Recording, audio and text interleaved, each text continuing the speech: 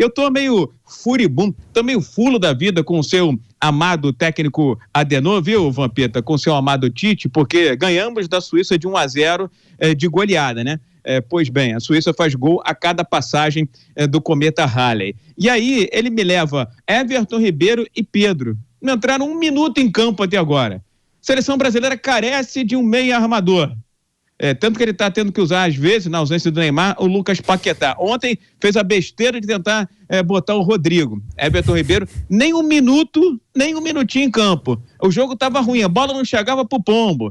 Os jogadores da Suíça portentosos, grandes, parecem um Alpe suíço. O Pedro, rapaz, que tem quase 2 metros de altura, nem 1 minuto sequer. Eu tô sendo exagerado? Tô pegando no pé demais do Tite? Ou ontem ele foi, eu diria, mais uma vez, um técnico de clube, hein, Pedro? Que isso, tô com você nessa. Eu acho que tem que dar chance pro Pedro entrar nessa seleção brasileira. A gente já conhece o Gabriel Jesus, como disse o Vamp. Amanhã não. Camarões, né? Sexta-feira contra Camarões. Aí é a chance, né, Viga, de entrar o Pedro, pro Pedro começar jogando nessa seleção brasileira. Sem dúvida alguma. Eu não tenho nada contra o Gabriel Jesus. Ele está brilhando na Inglaterra. Parabéns ao portentoso Arsenal, que encerrou aí a fase pré-copa na liderança do campeonato inglês. Não vai ganhar mais uma vez, mas tudo bem. Vai ficar com esse título que não vale nada, né? Título de campeão do pré-copa. Porque lá no final a gente vai ver ou o Liverpool ou então a equipe do City campeã. Agora, sincero, honestamente, para tentar novamente o Gabriel Jesus, que é um bom menino, embora tenha aquela cara de assustado que me incomoda um pouco, mas parece que está sempre levando a bronca da mamãe pelo telefone. Pô, dá uma chance para os outros, roda o elenco, tenta de alguma forma enxergar alternativas, que as alternativas não sejam Militão de lateral direito, que não sejam essa insistência. Acho que o Tite, depois da seleção brasileira, caberia muito bem no Shakhtar Donetsk, porque ele adora os jogadores que são egressos do Shakhtar lá da Ucrânia. Tudo bem que no meio da guerra não deve estar nem tendo campeonato por lá. O Fred, é o predileto, é o preferido dele. Joga, sabe onde? No Manchester United. Está muito bem o seu Manchester United na Inglaterra, no futebol inglês. Então, sinceramente, honestamente, Tite, vamos abrir a cabeça, vamos abrir a mente. Pelo amor do Pai divino, rapaz. No primeiro jogo, eu te elogiei. Você foi o Tite que eu jamais imaginei que iria existir. Aquele Tite ousado, sem covardia, jogando a seleção brasileira para frente, com o Paquetá como segundo homem, com o Vini Júnior aberto, com o Rafinha aberto do outro lado, dando chance para ter um homem de área que não teve na Copa do Mundo de 2018. E aí, no segundo jogo, rapaz, parece que ele tomou um chá de Tite, o Adenor Bach, e aí voltou a ser o velho Tite, com o Militão na direita, com o Fred no meio de campo, deixando o Rafinha, coitado, morto lá na frente, não dando chance para o Everton Ribeiro, não dando chance para o Martinelli, não dando chance para o Pedro. Sinceramente, honestamente, eu foi muito fulo da vida. Estou muito insatisfeito, viu, Vampeta? Deu para notar, né? Deu para notar. Ficou claro, eu acho que esse foi o retrato fiel. E só para lembrar, para reforçar, mais um detalhezinho para aumentar a indignação do querido Rodrigo Viga. Nesse jogo, o professor Tite usou 16 jogadores. Foram 16. Então, poderia, eu digo com outros nomes e tal, ter dado oportunidade para... Mas ele usou 16. Nesse Vanderlei, próximo... A minha questão é só a seguinte, Vanderlei, a gente não tem meia, né? Não tem camisa 10 na seleção brasileira. Então, se tem que testar alguém, ali no meio de campo. E esse alguém, que era para ser o Coutinho, que poderia ser o Oscar, jogadores que pareciam que iam, mas já diria o sábio, né? Não foram, acabou sendo o Everton Ribeiro nessa seleção brasileira, e às vezes o Neymar tentando fazer uma função que não é dele. Não dá para entender. Quando ele precisa usar o tal do camisa 10, para ver o que ele consegue fazer na distribuição de jogada, na articulação do jogo, ele vai e me lança o Rodrigo, que é um jogador que é agudo, de ponta, extremo, tentando fazer às vezes o Neymar. Eu achei uma das piores atuações do técnico Tite. Não sei se ele estava emocionado pelo contato com o Andrés Sanches nas arquibancadas, né? Uma das piores atuações do Tite ao longo desse período longo à frente da seleção brasileira. Desculpa te cortar, viu, Vanderlei? Não, era só isso. Eu fiz só observação que ele usou 16. Só isso. Ô, Viga, mas você não acha que o Rodrigo pode fazer essa função no ataque do Brasil? Não acho. Não, de jeito nenhum. Mas lógico que não. É só ver o Real Madrid. É só ver o Real Madrid. A gente está acostumado a ver o Galáctico Real Madrid. O Rodrigo não é meia. Rodrigo, ele saiu daí do Santos. como ponta, como agudo, como ponteiro. Que diabo é isso de botar o Rodrigo jogando ali em frente dos dois volantes? Não vai dar certo, não vai render, até porque tem um Casemiro atrás para proteger e tem um Fred que eu acho que chega muito pouco na frente e marca alguma coisa atrás. Quer ser mais ousado, Tite? Ou recua o Paquetá ou joga com o Bruno Guimarães. O Bruno Guimarães é a primeira Copa do Mundo dele. Patavinas, amigo. O cara tá jogando na Liga Inglesa, principal liga do futebol internacional. Até outro dia queria ele. Então, acho que ontem foi uma lambança completa. Por sorte, o Casemiro acertou aquele chutaço e fez aquele golaço. Porque senão a gente tá falando até agora dessa situação aqui no microfone da Jovem Pan. Eu concordo com o Viga, porque a seleção brasileira é diferente, né? Você tem mais opções, mais um leque do que clube. Por exemplo, quando o Abel, no Palmeiras, aqui, que ele bota o Mike lá na frente, é porque ele está muito confiante de quem está ali. Mesmo que seja um dos melhores plantéis do país, junto com o Flamengo e o Atlético Mineiro, que foi uma decepção, você ainda fica assim, não. Mas na seleção você tem o Everton Ribeiro, que pode fazer o papel de meia. E a seleção, você pega os melhores. Segundo 47 convocações que eu tive, fui campeão da Copa América, 2 Copas das Confederações, fui à Copa do Mundo, joguei lá uns 20 minutos contra a Turquia. Você tem as opções de escolher os melhores para levar. Essa do Rodrigo também, quando falou que entrou, na minha cabeça também não entrava isso não. Não entrava não. O Rodrigo, para mim, nunca jogou por dentro. Olha que eu comprar a carreira do Rodrigo tudo, a mesma coisa se você pegar o Vinícius Júnior e botar por dentro. O Vinícius Júnior e o Rodrigo, o Vinícius Júnior tem mais força, é mais rápido, mas é quase, o Rodrigo é mais habilidoso, é quase a mesma posição de jogo, de beirada. Só que o Rodrigo de explosão. Então assim, quando entrou, eu digo ao Everton Ribeiro, aí que a gente fala, vai alguns para passear ou vai, que o Brasil falou, tem muito que vão para ser campeão, para passear. Agora, vamos supor que ele mude todo mundo agora, que ele mude todo mundo, me perna agora, poupe essa galera aí contra Camarões. Quer apostar que o Everton Ribeiro vem por dentro como meia? E era justamente isso que eu queria saber do Viga. Se ele, eu tô dando mais essa opção, porque ele não falou do Everton Ribeiro. Everton Ribeiro cabe nesse time, o Viga? Jogando centralizado? No time titular, não. Eu acho que o time do Brasil titular continua sendo Neymar e mais 10. Com tornozelo, sem tornozelo, com canela, sem canela, com joanete, sem joanete. Enfim, eu acho que diminuiu um pouco a dependência, mas a referência, o parâmetro, quando você olha para o outro lado do Brasil, cadê? Cadê ele? Cadê o Neymar? Será que ele é de cabelo amarelo? Tá de cabelo azul, vermelho, rosa? Então, continua sendo parâmetro, a referência. E com todo louvor também para o Vini Júnior, que está assumindo uma responsabilidade aí na ausência, seja com ou sem o Neymar dentro de campo. E aí, qual é a vantagem do Vini Júnior? O Vini Júnior joga no Real Madrid. O Real Madrid está acostumado a jogar contra grandes times no futebol espanhol, está acostumado a jogar com grandes equipes na Liga Europeia, joga em alto nível na Liga dos Campeões, então ele tira um pouco do fardo, né, da bigorna, do peso quando veste a camisa da seleção brasileira. Acho que o Everton Ribeiro seria uma boa opção. Agora, daí você botar o Rodrigo ali para fazer essa função de meia é queimar o menino. Acho até que realmente, como disse o Vampeta, existe um conflito de posição entre Rodrigo e Vini Júnior. Então, um fica sendo o substituto do outro. Agora, queimar o Rodrigo ali atrás dos atacantes, à frente dos nossos volantes, é a sina de que não vai dar certo. Como não está dando certo também, o Rafinha do outro lado. Mas aí a culpa não é do Rafinha, a culpa é do sistema. Quem é que encosta no Rafinha? O Danilo é zagueiro. Quando joga, ele chega lá na frente a cada passagem do Cometa Rally, como eu costumo dizer. Militão, cintura dura, excelente zagueiro, jamais vai chegar. Daniel Alves, foi chamado para quê então? Se quando precisava dele, não foi escalado. Ali pela direita, não tem. O Fred é canhoto, cai pela esquerda. O Casemiro também tem a vocação de procurar mais o Vini Júnior, porque os dois se encontram no Real Madrid. Bota o Bruno Guimarães para dar um suporte, para dar um apoio para o Rafinha. Senão, já está jogando com um jogador a menos em campo. O Rafinha está tendo pouca função em campo. Então mexe, então muda. Joga o Martinelli para lá, tenta o Rodrigo do outro lado, inverte às vezes. Rodrigo lá, Vini Júnior aqui, do jeito que tá, gente. Tá estranho, tá esquisito. Se alguém ficar se iludindo aí com vitória sobre esses pangarés aí, 2-0 sobre Sérvia, 1-0 sobre o chocolate suíço, que é tão insosso, tão ruim, tão sem graça quanto um chocolate sem cacau, a gente vai fazer turismo no Catar. Vou referendar a minha frase aqui, viu, Pedro? Não, mas assim, acho que vocês não estão assistindo os jogos do Real Madrid.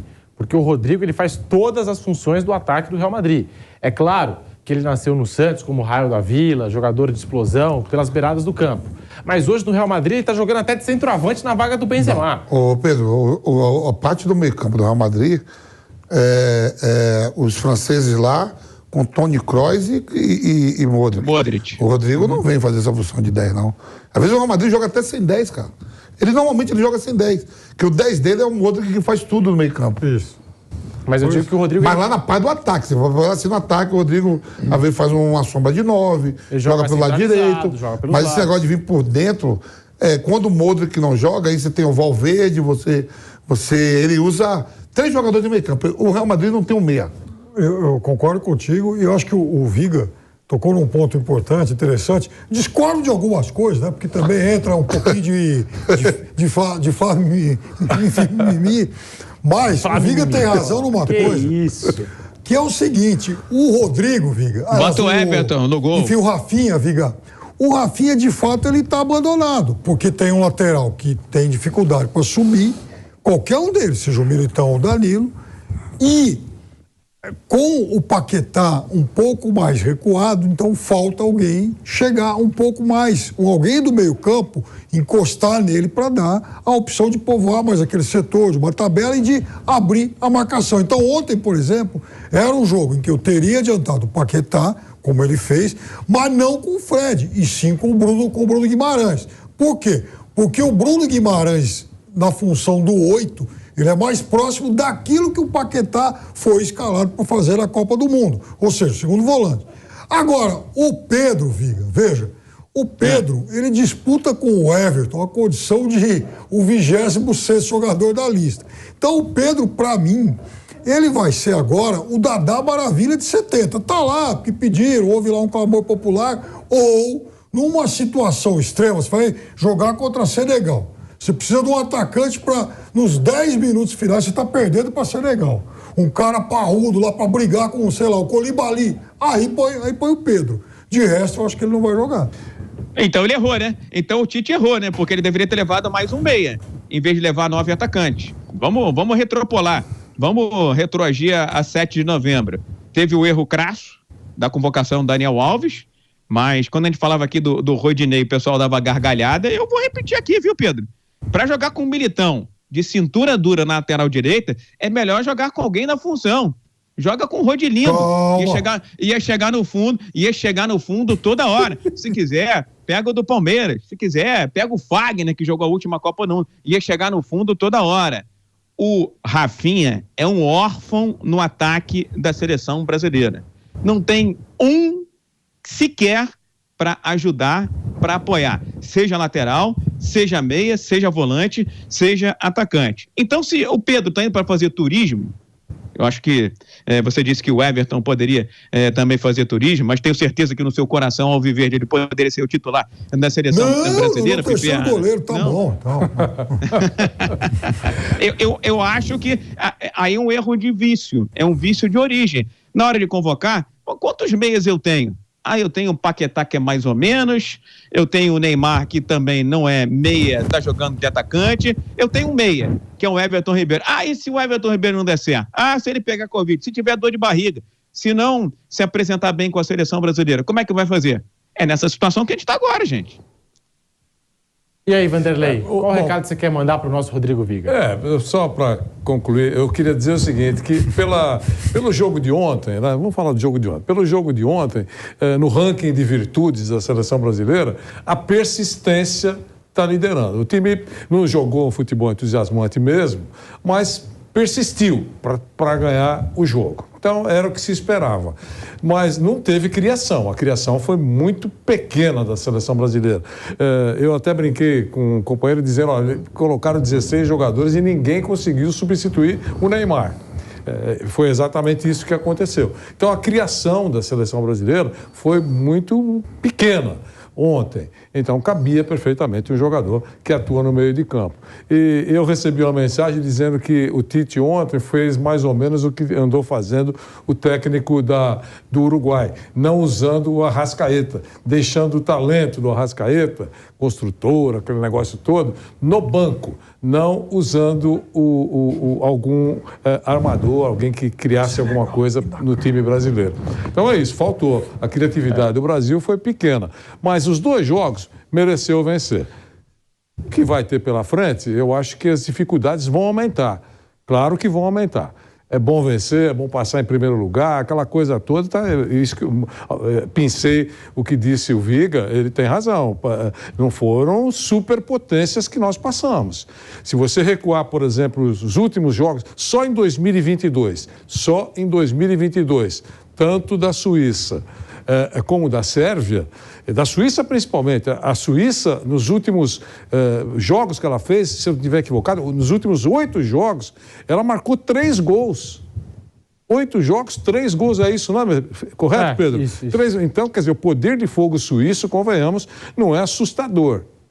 É isso que eu queria dizer. Mas eu vou discordar de vocês porque a Suíça ainda tirou a França. Você deve gostar de chocolate. A Suíça deve gostar tirou de relógio a França bom. na Eurocopa. Você deve gostar de Alpe Suíço. E a Sérvia tem bons jogadores. Você também falou da Sérvia. A Sérvia tem Vlahovic, Mitrovic, Tadic. Tem dinite, gastrite, celulite, tem tudo isso, não tem nada.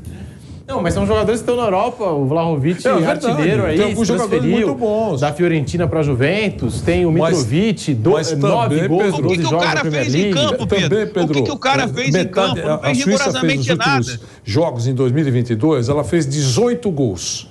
Você fala, poxa, fez 18 gols? Ganhou, agora não lembro exatamente de quem, daqui a pouco você vai checar. Ganhou um jogo de 4 contra Nogueirópolis e depois ganhou um jogo de 5 contra Vigópolis. Então, foi metade do poder de fogo da Sérvia, foi contra ninguém. Baba. E depois, mas veja o número de jogos. Então, o poder de fogo dos nossos adversários não foi de arrancar arrepios. É só isso que eu queria dizer. Sim. É isso. Dos jogos até que você citou, eu não tenho aqui a relação dos titulares da Sérvia, claro. Da Suíça. Mas jogadores bons. No último amistoso que eles fizeram pré-Copa, que eles ganharam de 5-0, por exemplo, nem o Vlahovic estava em campo, nem o Mitrovic. Foi contra o Bahrein? Acho que foi contra o Bahrein, exatamente, contra o Bahrein. Os 2 principais jogadores não começaram. E o Mitrovic não ficou nem no banco. Certo.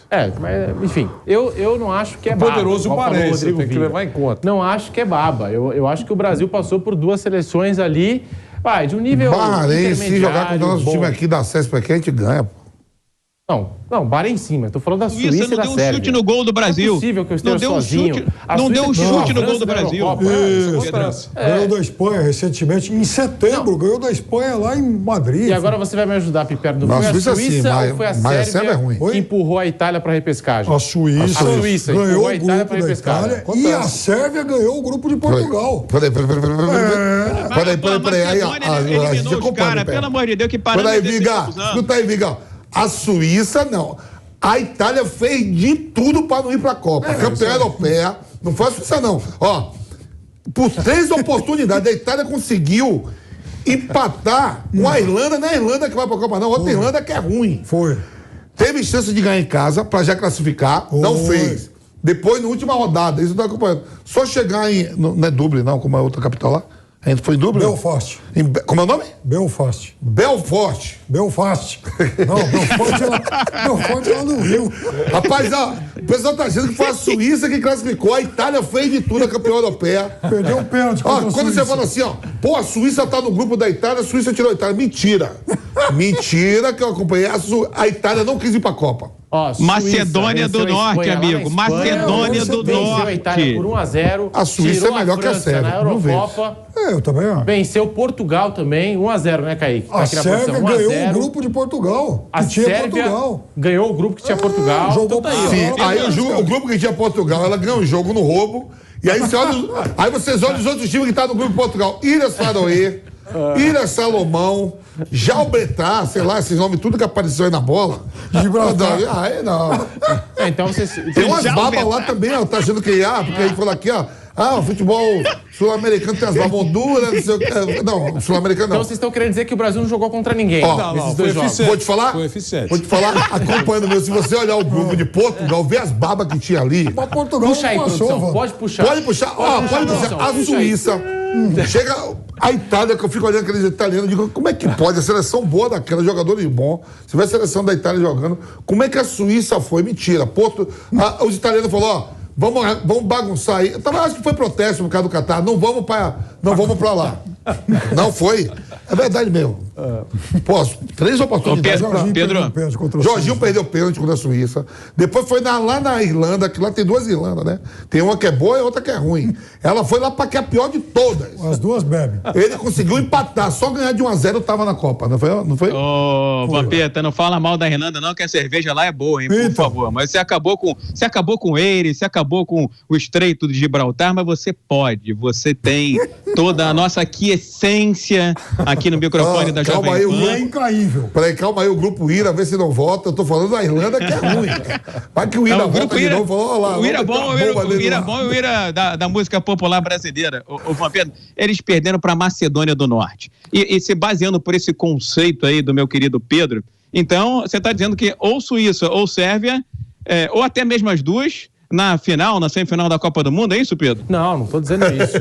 Tá. Nada disso. Assustou? Não. Quem chegou na última final de Copa? Croácia e França. Pô. França, que foi tirada da última Euro. Não dá nem para pela comparar, Suíça. Pedro. Mas aí, você tem Modric, você tem Rakitic Agora, que parou. então Os uma coisa. atacantes croatas, tudo fera. Aí sim, a Croácia. Mas na observação do Pedro, ele tem razão, que antes da Copa começar, a imagem que ficava é que o Brasil teria, como primeiro adversário, uma dificuldade maior.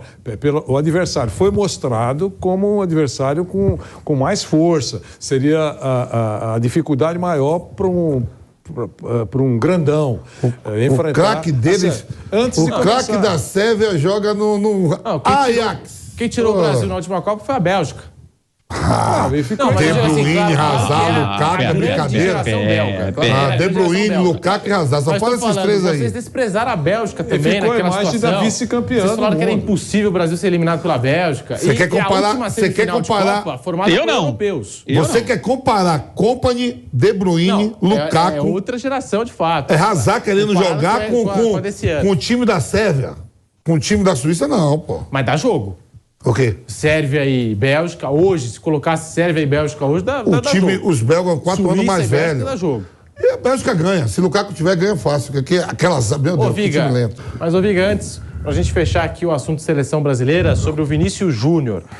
O Neymar tá fora aí dessa primeira fase de grupos. Você não acha que a ausência do Neymar coloca o Vinícius Júnior muito no foco? Porque ontem tinha muita marcação em cima do Vinícius Júnior, né? Ele acaba se tornando o cara do Brasil do meio pra frente, né? Onde se concentram ali as jogadas, Viga. Ele fica muito visado, até porque do outro lado, eu vou insistir. Ô Tite, acorda, meu filho, pelo amor de Deus. Ajeita o outro lado, até para não sobrecarregar o Vini Júnior. O Vini Júnior está sobrecarregado. Primeiro, pela ausência do Neymar. Em segundo lugar, porque o esquema está empurrando todo mundo para o lado esquerdo. Ninguém vai para o lado direito. A gente precisa ter algo de diferente, de surpreendente, de futebol brasileiro, tempero, ingrediente, do jeito que tá óbvio lulante, tá nítido que vai pegar a bola, vai trabalhar com os zagueiros que saem bem com a bola, passa pelo meio de campo, Vini Júnior. Não vai dar para chegar à final com um jogo tão óbvio, tão ululante assim como é o da seleção brasileira. Então, seu Tite, por favor, ajeita o outro lado para quando o Neymar entrar, dividir essa responsabilidade com o Vini Júnior e a bola também ficar para lá e para cá, pendulando, circulando, ora pela direita, ora pela esquerda. Tá ruim pro Rafinha, pro lado direito, beleza, chama ele pra direita, joga o Vini pra esquerda ou vice-versa, tenta mexer, tenta modificar, porque senão vai ser o Neymar tomando cacetada, tomando paulada no meio de campo, porque no meio de campo ali é um jogo diferente, é um jogo de toque e me voe, Vampeta sabe muito bem, não dá pra pensar, ainda mais com o futebol físico como temos atualmente. Então o Neymar é um cara que gosta de prender a bola, vai tomar porrada, vai tomar cacetada pra caramba, foi o que aconteceu, por isso tá machucado. E se a gente não tiver o Neymar, vai concentrar no Vini Júnior. Eu disse agora há pouco, Ele está acostumado com pressão, joga no Real Madrid, Liga Europa, Champions League, Campeonato Espanhol. Não está pesando a camisa da seleção brasileira, mas é um garoto, é um menino. Quanto mais a gente puder diluir essa pressão, essa responsabilidade, melhor. Agora, ô Tite, acorda, meu filho. É do lado direito que tem que resolver. O lado de cá tá certinho.